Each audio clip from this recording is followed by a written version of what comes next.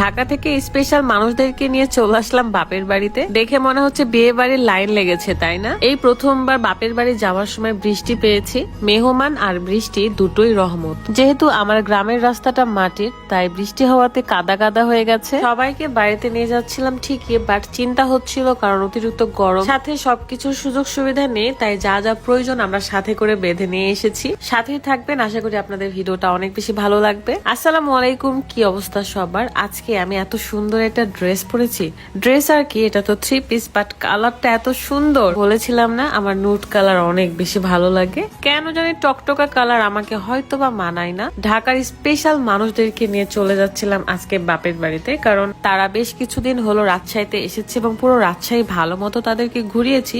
হুট করে মনে হলো আমরা পিকনিক করলে কেমন হয়, তাও আবার আমার বাপের বাড়িতে। এই সুযোগে আব্বুর সাথে দেখা হবে, আড্ডা হবে, আর সবাই মিলে আমরা অনেক